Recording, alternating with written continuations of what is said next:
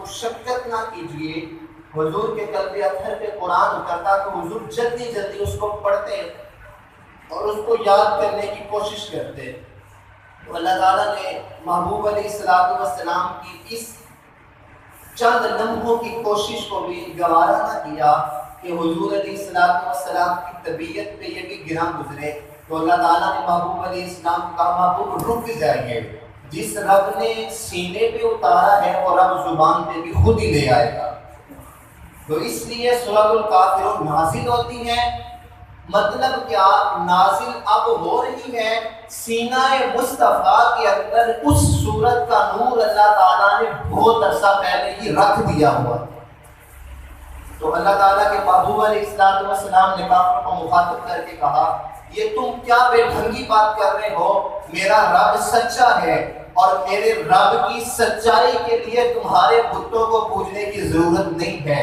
تمہیں تمہارا دین مبارک ہو اور میرے لیے میرا دین ہے. لا اعبد ما تعبدون، جس رب کو میں پوجتا ہوں تم اس کو پوج نہیں سکتے، اور جس کو تم پوجتے ہو میں اس کو ہرگز نہیں پوج سکتا. تو یہ وہ بنیادی نظریہ تھا جو حضور علیہ السلام کو دے دیا گیا کہ اے نبی علیہ السلام اب قیامت تک کے لیے یہ اعلان ہے. موسیٰ کی امت آئی، زمانہ ختم ہوا، شریعت ختم ہوئی، ان کے شریعت کے احکام اٹھا لیے گئے. عیسیٰ علیہ السلام آئے، امت ختم ہوئی، زمانہ ختم ہوا، ان کی شریعت کے احکامات اٹھا لیے گئے. اب آپ کو قیامت تک کے لیے خاتم النبیین بنا کے بھیجا گیا ہے، اور آپ کی شریعت خاتم شریعت ہے، اور آپ کی کتاب خاتم کتب ہے. اب قیامت تک اس کا نام اور اس کا بولا ہوا جملہ قابل قبول ہوگا جو آپ کی ذات پہ ایمان رکھتا ہوگا. اللہ لکم دینکم ولی دین، تمہیں تمہارا دین مبارک ہو اور ہمیں ہمارا دین مبارک ہو. تمہارا دین ہے مجموعہ ذاتوں کا، زبانوں کا، چند رسم و رواج کا. شودر مذہب کا ہو تو تم کتاب کو چھونے نہیں دیتے. ایک حقیر فرقے سے تعلق رکھتا ہو تو اس کو مذہبی کتاب پڑھنے کا تم حق نہیں دیتے. اور جس مذہب کے ترانے میرے رب نے مجھے سکھائے ہیں وہ مذہب تو رنگ کے کالے حبشی کو کعبے کی چھت پہ بھی چڑھا دیتا ہے. اقبال خیرات پیش کرتا ہے قطرائے آب وضوء قمر خوب تر از خون ناب کیسرے. اقبال کہتا ہے اسلام کی یہ پاور اور یہ طاقت ہے کہ حضرت علی کا غلام جو مولا علی کو وضو کرواتا تھا اس کے بدن سے جو وضو کا پانی کا قطرہ نکلتا تھا وہ سلطنت روم کے شہنشاہ کیسر و کسریٰ کے خون کے قطرے سے بہتر اور اعلیٰ ہو جاتا ہے. اللہ حضرت اسود عربی میں کہتے ہیں رنگ کے کالے شخص کو، رنگ کالا تھا، حضور علیہ السلام کی بارگاہ کے اندر آئے، ابھی ایمان نہیں لائے، آ کے عرض کرتے ہیں اے اللہ کے نبی اگر میں ایمان لے آؤں تو آپ مجھے کیا دیں گے؟ تھا کافر لیکن صدقے جائے اس کے عقیدے پہ، کافر ہونے کے باوجود عقیدہ یہ رکھتا تھا اللہ اکبر جو ملنا ہے حضور کے در سے ملنا ہے. اب تنگی ہے دھاما پہ نہ جا اور بھی کچھ مانگ. اللہ اکبر جھولی کو پھیلا پھیلا کے حضور کی بارگاہ سے مانگا کرتے تھے. تو حکمت یہ حضور کے در کی لوٹی ہے. حکمت حضور سے بڑھ کے کوئی نہیں جانتا، علم غیب حضور سے بڑھ کے کوئی نہیں جانتا. کچھ بھی کہا جا سکتا تھا کہ فلاں جنت تجھے جنت ملے گی، دوزخ سے بچ جائے گا، اسلام لائے گا تجھے طاقت ملے گی، عہدہ منصب ملے گا. کچھ بھی کہا جا سکتا تھا، سب سے بڑھ کر جنت کی بشارت دی جا سکتی تھی. لیکن میرے آقا جانتے تھے بول کہاں سے رہا ہے. کہا اے اسود اگر تو ایمان لائے گا جس صف میں ابو بکر و عمر بیٹھیں گے اسی صف میں تو بیٹھے گا. اور کہا اگر کبھی یوں ہو کہ ابو بکر بعد میں آئے اور تو پہلے آئے تو پھر پہلی صف کے اندر تجھے بٹھایا جائے گا، دوسری صف میں ابو بکر کو بٹھایا جائے گا. اللہ اقبال یہ کس کے عشق کا فیض عام ہے. رومی فنا ہوا اسی کو تمام ہے. لکم دینکم ولی دین، کہا تمہیں تمہارا دین مبارک ہو مجھے میرا دین مبارک ہو. یہ وہ بنیادی نظریہ تھا، یہ وہ بنیادی فکر تھی جس فکر کے اوپر پاکستان ماض وجود میں آتا ہے. دو قومی نظریے کی بنیاد پہ آپ سب جانتے ہیں یہ وطن ماض وجود میں آتا ہے. اور دو قومی نظریہ کیا ہے؟ وہ نظریہ یہ ہے لکم دینکم ولی دین، تمہیں تمہارا دین مبارک ہو اور ہمارے لیے ہمارا دین مبارک ہو۔ اقبال کا دو قومی نظریے کے اوپر جو بیان ہے 5 سے 7 سطروں پہ، وہ ہماری قوم کے بچوں کو یاد ہے، انہیں سبقن پڑھایا جاتا ہے، لیکن میں بعد میں اضافہ کرتا چلا جاؤں، اقبال نے دو قومی نظریہ بعد میں دیا ہے، شیخ احمد سرہندی مجدد الفسانی نے دو قومی نظریہ پہلے دیا ہے۔ اور علامہ اقبال علیہ الرحمہ نے مکتوبات شریف کو پڑھا تو ان کا دو قومی نظریے کا ذہن بنا، ورنہ وہ ہندو مسلم اتحاد کے سفیر مانے جاتے تھے۔ اللہ اکبر۔ شیخ احمد مجدد الفسانی کے مکتوبات کو پڑھا اقبال نے، دو قومی نظریہ قوم کے سامنے رکھا کہ ہمارے رسم، ہمارے رواج، ہمارا عقیدہ، ہمارا نظریہ، ہماری فکر ان سے الگ ہے، ہمارا مذہب ان سے الگ ہے، ہمارے نبی کے کلمے ان سے الگ ہیں، ہم ان کے ساتھ نہیں رہ سکتے، ہمیں الگ ریاست دی جائے۔ تو یہ وہ نظریہ تھا جس کی بنیاد پہ، بلکہ اس وقت ایک فتنہ اٹھا، شیخ احمد مدنی ٹانڈوی علماء دیوبند میں بڑا نام تھا، ممبر و محراب کا وارث تھا، اس نے اس زمانے میں ممبر میں بیٹھ کے یہ بات کہی، برملا کہی کہ ملتیں اوطان سے بنتی ہیں، ملت وطن سے، تقریر بغیر پرچی کے بھی ہو سکتی ہے اور ہر دفعہ آپ سنتے ہیں، لیکن مقصد یہ ہے کہ ہر بات ذمہ داری سے عرض کی جائے اور آپ سنیں اور آپ کا عقیدہ پچ جائے اور آپ کے فکر ذہن کے اندر یہ باتیں رس جائیں کہ یہ وطن وہ ہے جو رسول اللہ کی نگاہوں سے بنا ہے۔ اللہ اکبر۔ اس نے ممبر میں بیٹھ کے کہا کہ ملتیں وطن سے بنتی ہیں، اوطان خمیر ہے وطن کا۔ تو علامہ اقبال نے جب یہ بات سنی تو آپ کی آنکھوں میں آنسو جھلکے اور اس نے کہا بے خبر مقام محمد عربی است، کہتا ہے کہ میں سمجھتا تھا کہ یہ سارا دن حدیث پڑھانے والے لوگ حضور کی عظمت سے آشنا ہوں گے اور حضور کی مقام کو جانتے ہوں گے، لیکن اس کے ایک جملے نے بتا دیا ہے کہ اس مولوی کو حضور کے مقام کا پتہ ہی نہیں ہے۔ پھر اقبال نے دلیل کیا دی؟ اقبال کہتا ہے بمصطفیٰ بھرسا فیشرا کہ دی ہماؤس تمام عمر لہبی بھول حبیس۔ اقبال کہتا ہے اگر یہ مان لیا جائے کہ ملتیں وطن سے بنتی ہیں تو پھر بتاؤ ابو لہب سے اختلاف کیا تھا؟ اس کا تو وطن بھی وہی تھا، اس کی تو نسل بھی وہی تھی، اس کا تو خاندان بھی وہی تھا، اس کا تو رنگ بھی چمکتا تھا۔ ابو لہب کو ابو لہب اس لیے کہتے ہیں کہ اس کا چہرہ سورج کی طرح چمکتا تھا۔ اقبال کہتا ہے اس سے اختلاف کیا تھا؟ وہ تو نسل بھی وہی تھی، زبان بھی وہی تھی، رنگ بھی وہی تھا، وطن بھی وہی تھا، لیکن اسے کہا گیا تمہیں تمہارا دین، مجھے میرا دین۔ اور سلیمان فارسی فارس سے آیا، قدموں میں آیا، حضور نے سینے سے لگا کے کہا سلیمان منا اہل البیت، سنو سلیمان میری اہل بیت میں ہے۔ اور افریقہ کے جنگل سے اٹھ کے حبشی غلام آیا تو اسے کہا کہ تیرے قدموں کی آہٹ کو میں نے جنت میں سنا ہے۔ کہا اقبال نے یہ دلیل دی باقاعدہ طور پہ کہ ابو لہب سے اختلاف اس بات کا تھا کہ اس کا نظریہ اور تھا۔ اقبال نے پھر دو قومی نظریے کی بنیاد رکھی اور پورے زمانے کو اس نے کہا یہ بت ہیں، یہ جو تم چھوٹی چھوٹی باتیں لے کے بیٹھے ہو کہ ملتیں نظریے سے نہیں، فکر سے نہیں، اوطان سے بنتی ہیں۔ اقبال کہتا ہے یہ جو وطن ہے کہ تمہارے نظریے کا نہیں ہے، تمہارے بتوں کا وطن ہے۔ یہ بت کے تراشیدہ تہذیب نبی ہے، غارت کرے کا شانہ دین نبوی ہے، بازو تیرا توحید کی قوت سے قوی ہے، اسلام تیرا دیس ہے تو مصطفی ہے۔ کیا نظریہ دیا، کیا عقیدہ دیا اقبال نے؟ ملتیں اوطان سے نہیں بنتی، ملتیں محبت مصطفیٰ سے بنتی ہیں۔ اللہ اکبر۔ یہ دو قومی نظریہ تھا جس کو رکھا گیا، پھر جس کے اوپر قربانیاں دی گئی، جس کے لیے کوششیں کی گئی، اور قربانیاں کتنی، کئی ہزار لوگوں نے اپنی جانیں قربان کی۔ آپ اپنے بڑوں سے سنتے رہتے ہیں عورتوں نے اپنی جانیں بچانے کے لیے، اپنی عصمتیں بچانے کے لیے کنویں میں چھلانگیں لگا دی۔ وہ کہانی، وہ منظر ہم کبھی نہیں بھول سکتے کہ جب انگریز ماں کی گود سے دودھ پیتا بچہ چھینتے تھے اور کرپان کی نوک پہ چڑھا کے پٹک کے زمین پہ مارتے تھے اور اس کی اندریاں بھی باہر آتی تھی، ماں ہائے نہیں کرتی تھی بلکہ ہاتھ اٹھا کے کہتی تھی پاکستان کا مطلب کیا؟ لا الہ الا اللہ۔ پاکستان کا مطلب کیا؟ الا اللہ۔ ہمیں وہ کہانی نہیں بھول سکتی کہ جب چند لوگ اپنی جان بچانے کے لیے کماد کے کھیت میں گھسے اور ایک عورت کے پاس دودھ پیتا بچہ تھا، تو وہ دودھ کی کمی کی وجہ سے جب بلکنے لگا تو سارے لوگ اسے گھور کے دیکھنے لگے کہ اس کی آواز باہر جائے گی، انگریز اور امریکہ کے گنڈے اور یہ بدبخت آواز سن کے یہاں آئیں گے اور ہمیں نقصان دیں گے۔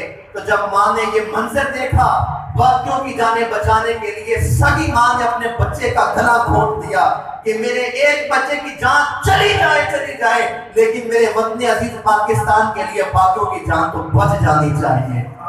یہ اتنی قربانیاں تھیں کہ جس کو دے کر یہ وطن ہمیں یوں ہی پلیٹ کے اندر ڈال کے نہیں دیا گیا، یہ وطن ہم نے قربانیاں دے کے لیا ہے۔ اور میں اس موقع پہ بات کو ادھورا سمجھوں گا اگر میں پیر سید جماعت علی شاہ کا ذکر نہ کروں۔ اس زمانے کے اندر جب ممبر و محراب پہ بوچھار آیا اور جب جھبا و دستار والے لوگوں کو خرید لیا گیا، اس وقت پیر سید جماعت علی شاہ صاحب نے کہا تھا میں اس کو اپنا مرید ہی نہیں مانتا جو پاکستان کے حق میں ووٹ نہیں دے گا، اس کو میں اپنی بیعت سے دور کروں گا جو پاکستان کے حق میں ووٹ نہیں دے گا۔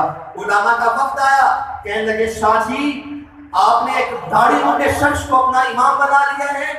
تو پیر سید جماعت علی شاہ صاحب مسکرا کے کہنے لگے آپ نے فرمایا ہم نے اس کو امام پاکستان کے مقدمے کا بنایا ہے، اور جب مسلح پہ کھڑے ہونے کی باری آئے گی تو مسلح کے وارث ہم ہی ہوں گے۔ اس زمانے میں بلکہ قائد اعظم کو کافر اعظم کہا گیا، اور مسجد خیر الدین کے منبر پہ بیٹھ کے قائد اعظم کے خلاف بکواسات کی گئی، ان کو گالیاں دی گئیں۔ یہ تاریخ کا شرمناک المیہ ہے، لیکن اس زمانے کے اندر جب ساری فضا اقبال اور قائد کے خلاف تھی تو مجھے کہنا پڑے گا اقبال کا خواب شرمندہ تعبیر نہ ہوتا اور قائد اعظم کی کوششیں رنگ نہ لاتی اگر اس زمانے کے اندر قائد اعظم کی حمایت کے اندر علماء اہل سنت کھڑے نہ ہوتے۔ اللہ علماء اہل سنت آپ کی ان کی حمایت کے اندر آئے، ان کی مدد کے اندر آئے اور وطن عزیز پاکستان کو معرض وجود میں لے کر آئے۔ پھر وہ زمانہ بھی لوگوں نے دیکھا کہ جب آپ کے فیصل آباد کے چوک کے اندر سکھ کھڑا ہو کے کہتا تھا کہ اپنی فصلیں یوں ہی چھوڑ دو، ابھی ہم نے ان کو پانی دیا ہے، یہ تو ملک بسا ہی نہیں سکیں گے، چند دن گزریں گے ہم ان پہ دوبارہ قبضہ پا لیں گے، فصل آ کے ہم ہی کاٹیں گے۔ لیکن صدیاں گزر گئی، پاکستان مٹنے کے لیے معرض وجود میں نہیں آیا، یہ رسول اللہ کی نگاہ عنایت سے قیامت تک رہنے کے لیے وجود میں آیا ہے۔ آج انڈیا کے چینلوں پہ بیٹھ کے چھوٹی چھوٹی بچیاں یہ کہتی ہیں کہ ہم پاکستان کا نام و نشان مٹا دیں گے، اور بات کرتے ہوئے ان کے بڑے بڑوں کے بھی ہونٹ کانپتے ہیں، ہاتھ کانپتے ہیں، اور پورے جملے بھی زبان سے نہیں نکلتے۔ کیوں؟ وہ جانتے ہیں ان کو رسول اللہ کی حمایت حاصل ہے، ہم بات کریں گے تو یہ وہاں سے فائل داغیں گے اور انڈیا کے برق سے اڑا کے رکھ دیں گے۔ اللہ یہ رسول اللہ کی نگاہ عنایت سے وطن بنا ہے۔ آپ اٹھائیں تاریخ 1965 کی جنگ، پاکستان کے صرف 17 طیارے تباہ ہوئے اور 17 کے نقصان میں 114 طیارے ان کے تباہ ہوئے، اور 30 سیکنڈ کے اندر، آدھے منٹ کے اندر ہم نے ان کے 3 ٹینک تباہ کیے۔ اب مجھے بتاؤ 30 سیکنڈ کے اندر بڑے 3 ٹینک تباہ کر دینا یہ تمہاری توپوں کا کمال تھا یا محمد عربی کی نگاہوں کا کمال تھا؟ بلکہ اس وقت باقاعدہ یہ خبریں چھپی کہ جو اس وقت روزہ رسول پہ جھاڑو دیتے تھے انہوں نے دیکھا رات کے وقت میں حضور علیہ السلام روزہ انور سے باہر نکلے، جنگی لباس پہنا تھا، ہاتھ میں تلوار پکڑی تھی، 7 صحابہ تھے۔ انہوں نے کہا حضور رات کے اس وقت آپ کہاں جا رہے ہیں؟ تو حضور علیہ السلام نے کہا کہ تمہیں نہیں پتا بھارت نے پاکستان پہ حملہ کیا ہے، میں بچانے کے لیے جا رہا ہوں۔ اللہ اقبال کہتا ہے حضور کو اس وطن سے اتنی محبت تھی، کیا میرے عرب کو آئی ٹھنڈی ہوا جہاں سے، اس خطے کی طرف رخ کر کے میرے آقا اپنے مبارک جھبے کے بٹن کھولا کرتے تھے اور فرمایا کرتے تھے یہاں سے مجھے ٹھنڈی ہوا آتی ہے، میرے عرب کو آئی ٹھنڈی ہوا جہاں سے، وہی میرا وطن ہے، وہی میرا وطن ہے۔ اللہ اکبر۔ یہ وطن حضور کے نام پہ حاصل کیا گیا ہے، اور قیامت تک انشاءاللہ یہ قائم رہے گا۔ اس وطن کی بنیادی اثاثے، بنیادی عقیدہ، بنیادی نظریہ اور بنیادی فکر جس پہ یہ وطن کھڑا ہے، اور اگر وہ اثاثے کھوکھلی ہوئی تو پھر نتیجہ آپ کے سامنے ہوگا۔ قیامت تک یہ وطن تب قائم رہے گا جب اس کی بنیادی اثاثوں کی حفاظت کی جائے گی، اس کی بنیادی نظریاتی فکر کی حفاظت کی جائے گی، اور وہ 4 بنیادی اساس ہیں جس پہ اس وطن کی عمارت کھڑی ہے۔ پہلی کیا؟ اس وطن کی عمارت قرآن پہ کھڑی ہے، اور یہ قرآن کے نام پہ بنایا گیا ہے، اور قرآن کے اصول و ضوابط پہ۔ اور ایک قائد اعظم نے کہا تھا کہ پاکستان تو تب ہی بن گیا تھا جب پہلا شخص مسلمان ہوا تھا، جب پہلا شخص کلمہ پڑھ کے حضور کا قرآن ہاتھ میں لے کے خطے میں آیا تھا، پاکستان تو تب ہی بن چکا تھا۔ تو جب تک اس وطن عزیز میں قرآن کا قانون نافذ رہے گا، قرآن کی تمام تر فکر اس وطن میں رہے گی، تب تک یہ ملک عروج پاتا رہے گا۔ جب تک اس وطن عزیز کے اقتدار، منصب اور عہدے پہ وہ لوگ آئیں گے کہ جن کا بنیادی تعلق اللہ کے قرآن سے ہوگا، پھر زمانہ دیکھے گا کہ ایک دن وہ آئے گا، مسجد اقصی کا مسلح ہوگا اور وطن عزیز پاکستان کے امام وہاں پہ جا کے امامت کروائیں گے۔ جب تک ہم قرآن کا دامن تھام کے رکھیں گے، بنیادی اساس قرآن ہے۔ دوسری بنیادی اساس جو اس وطن عزیز پاکستان کے خمیر میں رکھی گئی وہ محبت مصطفیٰ ہے، وہ رسول اللہ کی ذات ہے، جس ذات سے روشنی اور حرارت لے کے اس وطن کو بنایا گیا۔ اور آپ جانتے ہیں، مجھے بتانے کی ضرورت نہیں ہے، محبت مصطفیٰ عین ایمان ہے، محبت مصطفیٰ مغز قرآن ہے، محبت مصطفیٰ روح ایمان ہے۔ اور یہ بات ہم برملا کہتے ہیں کہ ہم پاکستانی بعد میں ہیں، محب رسول پہلے ہیں۔ ہم پاکستانی بعد میں بنتے ہیں، رسول اللہ کے عاشق پہلے بنتے ہیں۔ تو جب تک محبت مصطفیٰ، اور محبت مصطفیٰ کیا ہے، معیار کیا ہے، عروج کیا ہے، بھاگپن کیا ہے۔ حضرت مالک بن انس حضور کی بارگاہ میں آئے، یا رسول اللہ صلی اللہ علیہ وسلم قیامت کب آئے گی؟ حضور فرماتے ہیں قیامت کا پوچھ رہے ہو، تیاری کتنی کی ہے؟ تو حضرت انس کہتے ہیں یا رسول اللہ میرے پاس کوئی نمازوں کا زیادہ ذخیرہ نہیں ہے، معمول کی فرض نمازیں ہیں، کچھ بھی میرے پاس نہیں ہے۔ ہاں ایک بات ہے کہ میں اپنی جان سے بڑھ کے آپ سے محبت کرتا ہوں۔ تو حضور علیہ الصلوۃ والسلام نے فرمایا اے انس پھر خوش ہو جا، انت مع من احببت، قیامت کے دن تو اسی کے ساتھ اٹھایا جائے گا جس سے تو محبت کرتا ہے۔ اللہ حضرت انس کہتے ہیں ایمان لانے کے بعد مجھے سب سے زیادہ خوشی اس بات پہ ہوئی کہ رسول اللہ نے فرمایا تو جن سے محبت کرتا ہے تو ان کے ساتھ اٹھے گا۔ کہا صحابہ متوجہ ہو جاؤ، میں آپ کو گواہ بنا کے کہتا ہوں، میں اللہ کے رسول سے جناب ابو بکر و عمر سے محبت کرتا ہوں۔ قیامت کا منظر ہوگا، ایک ہاتھ میں رسول اللہ کے ابو بکر کا ہاتھ ہوگا اور ایک ہاتھ میں جناب عمر کا ہاتھ ہوگا، پیچھے پیچھے انس بھی ساتھ چلتا جائے گا۔ مبارک ہو تمہیں غشور مسلمانوں، اور اپنا سر سجدے میں رکھ کے شکر کیا کرو کہ تمہاری ماں نے تمہیں یا رسول اللہ کے نغمے سنائے ہیں، تمہارے خمیر کے اندر اللہ کی محبت رکھی گئی ہے، رسول اللہ کی محبت رکھی گئی ہے، رسول اللہ کے اہل بیت کی محبت رکھی گئی ہے، رسول اللہ کے صحابہ کی محبت رکھی گئی ہے، اس امت کے اولیاء کی محبت رکھی گئی ہے۔ قیامت کا سہانا منظر ہوگا، جنت کو قافلہ چلے گا، رسول اللہ قیادت کریں گے، پہلی صفوں میں جناب ابو بکر و عمر ہوں گے، صحابہ ہوں گے، پچھلی صفوں میں داتا علی حجویری ہوں گے، اور ان کا ہاتھ تھامے ہم بھی ساتھ ساتھ جنت کے اندر جا رہے ہوں گے۔ ہم سوئے حشر چلیں گے شہ ابرار کے ساتھ، قافلہ ہوگا رواں قافلہ سالار کے ساتھ۔ اور یہ تو طیبہ کی محبت کا اثر ہے، ورنہ کون ہوتا ہے لپٹ کر در و دیوار کے ساتھ۔ تو رسول اللہ کی محبت، اور ہم نے محبت کیا کرنی ہے، ہم نے تعظیم کیا کرنی ہے۔ تعظیم اور محبت تو صحابہ نے کر کے دکھائی ہے۔ اللہ حضرت مالک بن سنان احد شریف کے اندر پیارے آقا علیہ الصلوۃ والسلام کو یہاں پیشانی پہ زخم آ گیا اور خون نکلنے لگا، تو پیارے آقا علیہ السلام جب خون نکلنے لگا تو حضرت مالک بن سنان کی محبت کا جذبہ اور غلبہ عروج پا گیا، آگے بڑھے اور نکالنے کے بہانے اپنا مبارک منہ حضور کی پیشانی پر رکھا اور خون چوس لیا۔ میں کہتا ہوں چھوٹا موٹا حافظ تو میں بھی ہوں، 10 سال تو مجھے مصنف سناتے ہوگے، سورۃ المائدہ کی آیت تو مجھے بھی یاد ہے، انما حرم علیکم المیتۃ والدم ولحم الخنزیر، کہ خون حرام ہے، پی نہیں سکتے۔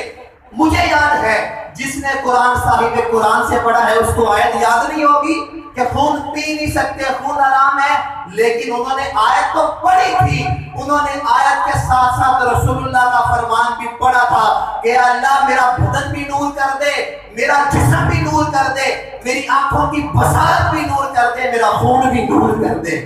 ان کا عقیدہ نظریہ تھا رسول اللہ کا دہن بھی نور ہے، سخن بھی نور ہے، بدن بھی نور ہے، خون بھی نور ہے۔ تیری نسل پاکی، اعلیٰ حضرت کا قلم چلا، امام احمد رضا جب بھی لکھتا ہے رسول اللہ کے لیے لکھتا ہے، اور ایک ایک شعر کے پیچھے یا قرآن کی آیت ہوتی ہے یا مصطفیٰ کی حدیث کا ترجمہ ہوتا ہے، اور اتنا عروج اور اتنا علم کا ذخیرہ زمانے کو احمد رضا نے دیا۔ صرف 35 جلدیں تو فتاوی رضویہ کی لکھی، اتنا کچھ لکھنے کے بعد کسی نے کہا احمد رضا اپنا تعارف کروائیں، تو تعارف کیا کروایا؟ کوئی پوچھے کیوں تیری بات رضا تجھ سے کتے ہزار پھرتے ہیں، کہتے ہیں احمد رضا تو بارگاہ مصطفیٰ کا ایک ادنا سا غلام ہے۔ جب یہ بات کہی تو ادھر سے آواز آئی احمد رضا چپ کر جا، اب وہ لمحے گئے کہ جب تو اپنا تعارف غلام کہہ کے کرواتا تھا، اب تیرا تعارف ہم کروائیں گے، اور وہ کیا ہے؟ یہی کہتی ہیں بلبلیں باغ جنا کہ رضا کی طرح کوئی سحر پیا نہیں، ہند میں واصف شاہ ہدا، مجھے شوخی طبع رضا کی قسم۔ اللہ اکبر۔ اعلیٰ حضرت نے لکھا تیری نسل پاک میں ہے بچہ بچہ نور کا، تو ہے عین نور، تیرا سب گھرانہ نور کا۔ کہا خون تمہیں لگ رہا ہے، ان کو تو خون بھی نور لگتا تھا۔ یار خون کی بات تو خون کی بات رہی۔ ام ایمن حضور علیہ السلام کی امی جان لگتی ہیں، حضور فرماتے ہیں ام ایمن وہ ہے کہ جس نے میری ماں کے بعد اپنی گود میں مجھے کھلایا ہے۔ اللہ، ام ایمن کے گھر حضور نے آرام فرمایا، حضور چارپائی پہ آرام کر رہے تھے، اعلیٰ حضرت نے حضور کی نیند میں بھی سلام بھیجا ہے، ان کے ہر نام و نسبت پہ نامی درود، ان کے ہر وقت و حالت پہ لاکھوں سلام۔ اللہ، حضور آرام کر رہے تھے، مٹی کا پیالہ حضرت ام ایمن نے چارپائی کے نیچے رکھا۔ رات کو حضور علیہ السلام کو حاجت ہوئی تو آقا علیہ السلام نے اپنا مبارک پیشاب اس پیالے میں کیا۔ صبح اٹھے کہا ام ایمن یہ پیالہ کسی محفوظ جگہ پہ رکھا ہو۔ ام ایمن جاتی ہیں اور یہ بات سن لو، یہ حدیث سن کے جس کے دل میں کراہت آ گئی وہ بندہ اٹھنے سے پہلے دائرہ ایمان سے خارج ہو جائے گا۔ تم بات کرتے ہو نفاست کی، ایک جملہ اعلیٰ حضرت کی روح سے فیض دے کے کہنا چاہتا ہوں، اور یقین مانے آپ سنیں میں کہنے لگا ہوں، اگر یہ ایک جملہ بارگاہ خدا میں مقبول ہو گیا میری اور آپ کی بخشش کے لیے کافی ہوگا۔ اور وہ جملہ کیا ہے؟ ساری دنیا کی نفاستیں اس مٹی پہ قربان ہیں جس مٹی پہ حضور کی مبارک اٹھنی پیشاب کیا کرتی تھی، اور پوری دنیا کی مٹی مل کر بھی اور پوری دنیا کی نفاستیں مل کے بھی اس مٹی کا مقابلہ نہیں کر سکتی۔ حضرت ام ایمن وہ پیالہ لے کے گئی اور دیکھا کہ محفوظ جگہ کیا ہے، اپنے منہ کو لگایا اور وہ پی گئی۔ اللہ، پی گئی تو حضور علیہ السلام نے کیا فرمایا؟ یہ شرک ہو گیا، بدعت ہوگی۔ کہا ام ایمن جس کے خون کے اندر ہمارے بدن سے کچھ چلا جائے گا دوزخ کی آگ اس پہ حرام ہو جائے گی۔ اللہ اکبر۔ یہ حضور کی عظمت ہے جو صحابہ نے زمانے کو بتا کے دکھائی ہے کہ رسول اللہ جانے جانا صلی اللہ علیہ وسلم سے محبت کرنی ہے تو یوں کرنی ہے۔ اب اس پہ دلیل کیا ہے؟ بہت ساری دلیلیں ہم دے سکتے ہیں، لیکن ایک عام فہم دلیل، آپ پانی گھر سے پیتے ہیں یا نیسلے کا منرل واٹر پیتے ہیں، آپ کے پاس کیا دلیل ہے کہ وہ پاک ہے؟ آپ سارے بیٹھے ہیں، آپ کی 20 سال 25 سال 35 سال 40 سال عمر ہے، کوئی ایک بندہ اٹھ کے مجھے بتائے کہ آپ پانی بوتل کھولتے ہیں منہ کو لگا کے پی جاتے ہیں، کیا دلیل ہے کہ وہ پانی پاک ہے؟ کسی کے پاس کوئی دلیل نہیں ہے، اور ہم دلیل دے بھی تو کیا دیں گے؟ ہم پانی پیتے ہیں پاک اس لیے ہے کہ یہ مٹی سے نکلنا ہے، پانی تو مٹی سے نکلنا ہے، کہ یہ پاک ہے. اب مجھے بتاؤ جو پانی مٹی سے نکلے وہ پاک ہوتا ہے, جو شے مٹی سے نکلے وہ پاک ہے. مٹی افضل ہے یا رسول اللہ کا وجود افضل ہے؟ اب یہ بات میں آپ پہ چھوڑتا ہوں, فیصلہ خود کر لینا جا کے. اگر مٹی سے کوئی شے نکلے وہ پاک معطر اور معطر ہوتی ہے, تو جو رسول اللہ کے وجود سے نکلے اس کے معطر ہونے میں کوئی شک رہ ہی نہیں جاتا. اللہ اکبر. تو یہ حضور کی محبت صحابہ نے کر کے دکھائی.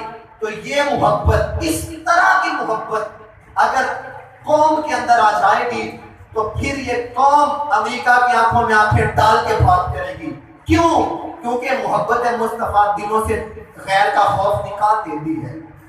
محبت مصطفیٰ خوف نکال دیتی ہے غیر کا. اعلیٰ حضرت کے والد محترم مولانا نقی علی خان سرور القلوب الی ذکر المحبوب میں ایک روایت لائے. آپ فرماتے ہیں حضور علیہ السلام نے فرمایا قیامت کا دن ہوگا, کچھ لوگ جنت کی طرف جا رہے ہوں گے, فرشتے روکیں گے, کدھر جا رہے ہو, پہلے حساب دو. اب وہ فرشتوں کی آنکھوں میں آنکھیں ڈال کے کہیں گے کہ تم نے ہمیں دیا کیا ہے جو ہم سے حساب مانگ رہے ہو. دعا کریں جو فرشتوں کی آنکھوں میں آنکھیں ڈال کے بات کریں, اللہ ہمیں بھی ان میں شامل فرما دے.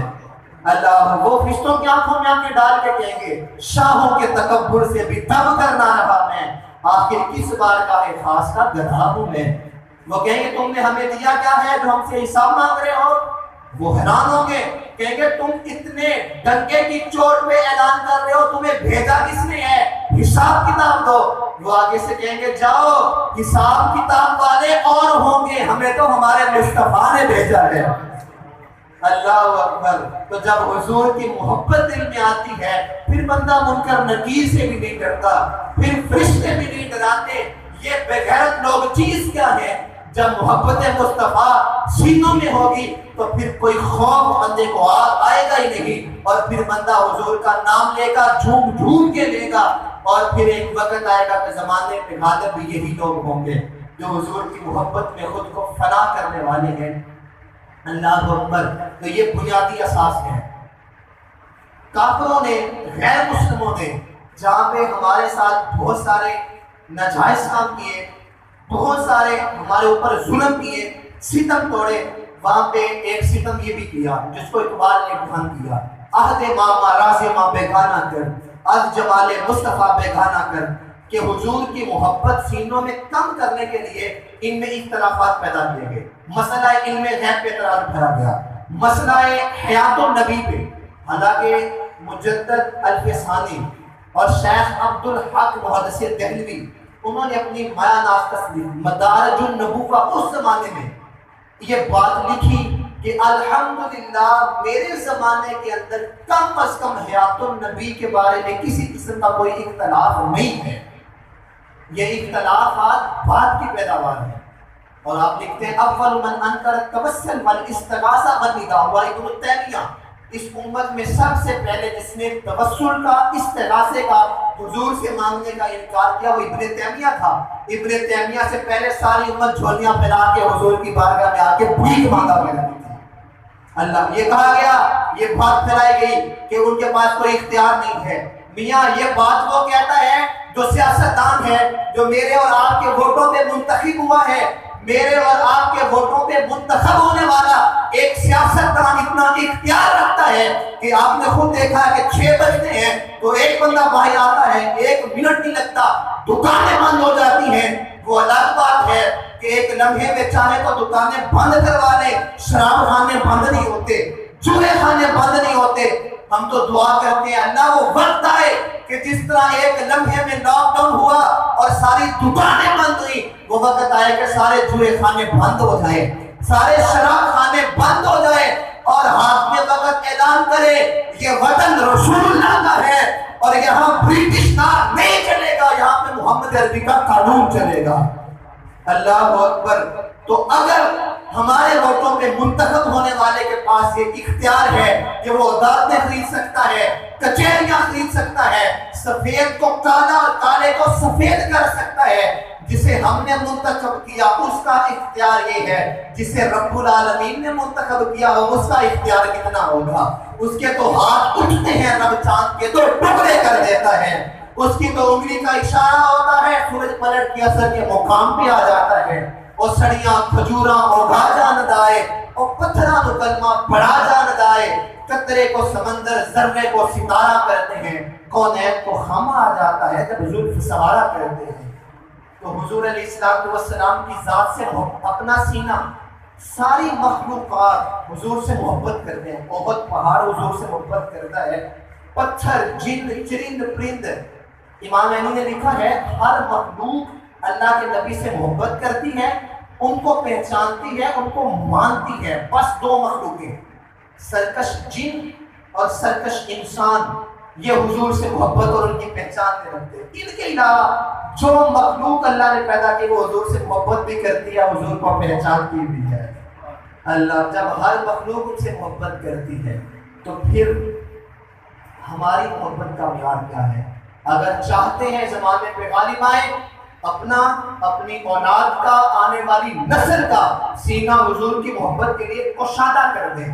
اور ان کے سینوں میں کوٹ کوٹ کے محبت مصطفیٰ بھر دیں تاکہ زمانے کو پتہ چلے یہ حضور کے غلام ہیں یہ حضور کے نام پہ اپنا سب کچھ قربان کرنے کے لیے تیار رہتے ہیں زمانہ کچھ بھی کر لے بے غیرت حکمران اس وطن میں مسلط بھی کر دے اس وطن کی کچہریاں عدالتیں خرید بھی دے یہ زمانہ ہمیں پچھلے زمانے میں دھکیل بھی دے علماء کو پکڑ کے جیلوں میں بھی ڈال دے یہ زمانہ بھول گیا ہے کہ اس امت کے سینے سے محبت مصطفیٰ کھرچی نہیں جا سکتی یہ سب کچھ لٹا کے بھی فدا کا ابی و امی یا رسول اللہ کے نعرے لگا جاتے ہیں جس گھر سے گیا کوئی مکتب میں وہ شان سلامت رہتی ہے اس جان کی کوئی بات نہیں یہ جان تو آنی جانی ہے یہ لوگ وہ منظر بھول گئے ہیں جب لاہور کے اندر ایک بارات گزرتی ہے بیوہ کا ایک یتیم بچہ شادی کا سہرا مان کے جاتا ہے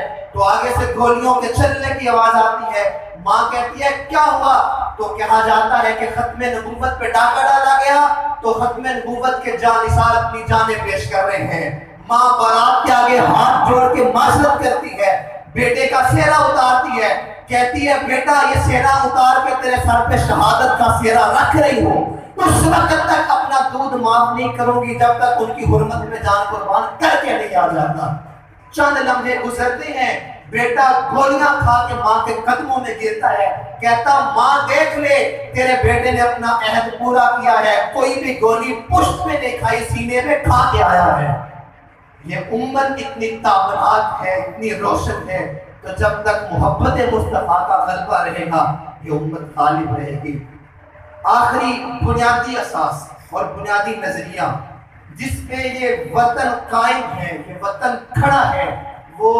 یہود سے لا تعلقی ہے قرآن حضور کی ذات تیسری بات کیا کہ ہم نے یہودیوں سے کوئی تعلق نہیں رکھنا اس لیے ہم نے علیحدہ وطن بنایا ہے اور لا تتخذوا اليهود والنصارى اولیاء قرآن نے کہا کہ تم کبھی بھی یہود و نصارہ کو اپنا دوست نہ بناؤ بات ہوں اولیاء کے بعد یہ تمہارے دوست نہیں ہو سکتے یہ ایک دوسرے کے دوست ہیں اللہ کو پھر تعلیم کیا بھی مطلب یہ صدقہ فلیلعن اليهود یہ اتنے بدبخت ہیں صدقہ دینے کے لیے کوئی شے نہ ملے ان پہ لعنت بھیجنا اللہ صدقے کا ثواب عطا فرمائے گا بنیادی اساس کی تعلق نہیں رکھنا آج زمانے نے کیا رنگ بدلا ان سے دوستی کی پینگیں بڑھانے لگے اور ہمارے وزراء اور وزارت کی مسند میں براجمان علم دین سے ناآشنا اور اپنی روح کے اندر غیروں کا درد رکھنے والے حکمران میڈیا پہ آ کے کہنے لگے کہ ان سے تعلق جوڑ لینا چاہیے ان سے رشتہ استوار کر لینا چاہیے ان سے دوستی کر لینی چاہیے دلیل کیا بھی دیکھو عرب نے ان کو تسلیم کر لیا میں کہتا ہوں عرب نے تسلیم اس لیے کیا ہے کہ عرب لسانی بنیادوں پہ وجود میں آیا ہے زبان کی بنیاد پہ اور یہ پاکستان زبان رسم رنگ اور ذات کی بنیاد پہ نہیں نظریے کی بنیاد پہ وجود میں آیا ہے قوموں کا جغرافیہ پہلے ہوتا ہے نظریہ بعد میں بنتا ہے کہ نظریہ کیا ہونا چاہیے یہ وطن وہ ہے جس کا نظریہ پہلے ہے جغرافیہ بعد کے اندر ہے جس کا نظریہ کیا ہے نظریہ اسلام ہی نظریہ پاکستان ہے عرب نے تسلیم کر، بلکہ میں کہتا ہوں ساری دنیا اسرائیل کو تسلیم کر دے، پاکستان اس کو کبھی بھی تسلیم نہیں کرے گا۔ یہ ہے کیا؟ یہ تو ریاست بھی نہیں ہے، چند ٹکڑوں پہ مشتمل یہ بدبختوں کی زمین ہے۔ مصر کی فوج کی تعداد اس کی آبادی سے زیادہ ہے، اللہ اکبر، اور اس سے ڈر کے، اور اگر اس کی پشت پہ امریکہ کا ہاتھ نہ ہوتا تو یہ کب سے صفحہ ہستی سے مٹ چکا ہوتا، اور امریکہ کے ڈر کی وجہ سے ہمارے حکمران ان کے مقابلے میں نہیں آتے اور ہمیں کہتے ہیں کہ امن ہے اور ان کے لیے دعا کی جائے گی۔ وہاں فلسطین کے اندر جو ظلم ہوا کسی سے پوشیدہ نہیں ہے، بچیوں کو کاٹ دیا گیا، دودھ پیتے بچوں کو پٹک کے زمین پہ مار دیا گیا، عورتوں کے سہاگ اجاڑ دیے گئے، لوگوں کو ٹینکوں تلے رون دیا گیا، اور ابھی بھی یہ بغیرت حکمران کہتے ہیں کہ ہمیں ان کے لیے نکلنا نہیں چاہیے، ہمیں جہاد نہیں کرنا چاہیے۔ اور پھر آپ دوسری طرف وہ منظر دیکھیں کہ اللہ بھلا کرے رجب طیب اردگان کا، جس نے آگے بیان دیا ہے اور کہا ہے کہ کوئی ساتھ آئے یا نہ آئے، وقت قریب ہے جب مسجد اقصی کے اندر انشاءاللہ ہمارا آنا ہوگا اور مسجد اقصی کے اندر ہماری حکومت ہوگی۔ حالانکہ پاکستان کی ایٹمی قوت ترکی سے زیادہ ہے، اور اس کے بعد تو فوجی طاقت نہیں ہے جو پاکستان کے پاس فوجی طاقت ہے، لیکن مجھے کہنا پڑے گا کہ میدان میں آنے کے لیے ایٹمی طاقت کی ضرورت نہیں ہوتی، اس کے مصطفیٰ کی غیرت کی ضرورت ہوتی ہے، اور اس کے اندر اس کے مصطفیٰ کی غیرت ہے۔ اس نے کہا ہے کہ میرے خواب کے اندر مسجد اقصی آئی ہے، اور وہ رو رہی تھی کہ کوئی صلاح الدین ایوبی کا جانشین آئے مجھے ان کے غلبے سے چھڑا کے لے جائے، اور وہ لمحے واپس آئے کہ مسجد اقصی وہی منظر حضور علیہ السلام نے 17 مہینے تک کس کی طرف منہ کر کے نماز پڑھی ہے، وہ مسجد اقصی کہ جب حضور کو ملائے اعلیٰ پہ لے جانے لگا رب، تو رب نے کہا اس مقدس سفر کی ابتدا مسجد اقصی سے ہوگی، تو اس کو معمولی نہ سمجھا جائے، جہاد کے لیے ہر وقت تیار رہا جائے۔ عرب کے تو نغمے بدل گئے، نغمے پہلے کچھ اور تھے، اب کیا نغمے ہیں؟ انا ابغی سیارہ جدید و عمارہ جدید و حرمہ جدید، ان کے نغمے ہیں۔ ہمیں یہ بھی کل کی بات ہے جب الخلیجیہ چینل پہ پرانا انٹرویو چلایا گیا تو شیخ الذہبی الحماد کو ایک مجبور مسلمان فون کرتا ہے کہ میرے 3 سال کے بچے کو میرے سامنے کاٹا گیا، اس کی رگوں میں پیٹرول بھرا گیا، پھر آگ لگائی گئی۔ جب وہ بچہ رقص بسمل کا تماشا کرتا ہے تو امریکی اور اسرائیلی گنڈے کہتے ہیں لگا کے مسکراتے ہیں تو میری مدد کی جائے، تو شیخ صحابی حماد آگے سے بس کے جملہ کہتا ہے اسبر صبر کرو، تو میں اسے کہنے لگا ہے میرے مجبور بھائی، یہ وہ عرب نہیں ہے جو اونٹوں کی ننگی پشتوں پہ چڑھ کے جہاد کیا کرتے تھے، ان کے نغمے بدل گئے ہیں، اب انہیں نئی عمارتیں بنانی ہیں، ان کو نئی عورتیں لانی ہیں، انہوں نے نئے پلاسے بنانے ہیں، اور یہ اعلان کرتے ہیں کہ ہم نے پلاسے بنائے، اتنی منزلیں سمندر کے نیچے ہیں، اتنی منزلیں اوپر ہیں۔ میں کہتا ہوں ہم نے ان پلازوں کو آگ لگانی ہے، اس امت کو پلازوں کی ضرورت نہیں ہے، جہادی ہاتھوں کی ضرورت ہے۔ تو جب اس امت کے اندر جہاد کی روح تازہ کر دی جائے گی، اور اب وہ وقت آ گیا ہے کہ ہم عملی طور پہ میدان کے اندر آئیں اور فلسطین کے اندر اتر کے اس قوم کو آزاد کروائیں، اور یہ بات ذہن میں رکھیں اگر آج ان کی مدد کو ہم نہ پہنچے تو پھر کعبہ اور مدینہ بھی محفوظ نہیں رہے گا۔ ہمارے تو بزرگ 1884 میں یہ بات کہہ گئے تھے کہ وہ وقت آئے گا کہ جب بارڈر میں روک کے پوچھا جائے گا یا رسول اللہ کہتے ہو یا نہیں کہتے، اگر کہتے ہو تو پیچھے چلے جاؤ، اگر نہیں کہتے پھر عمرے پہ چلے جاؤ۔ اور انہوں نے اس وقت کہا تھا خوش نصیب ہوگا اپنا عقیدہ بچائے گا، عمرہ نہیں کرے گا۔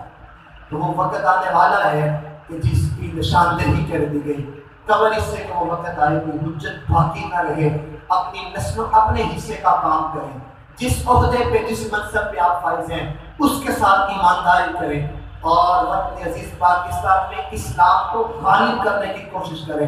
جب اسلام غالب ہوگا کسی کو ٹیڑھی نظر سے دیکھنے کی ہمت نہیں ہوگی، وہ جان جائیں گے ٹیڑھی نظر سے دیکھا تو میدان امن میں آئیں گے، کاٹ کے رکھ دیا جائے گا۔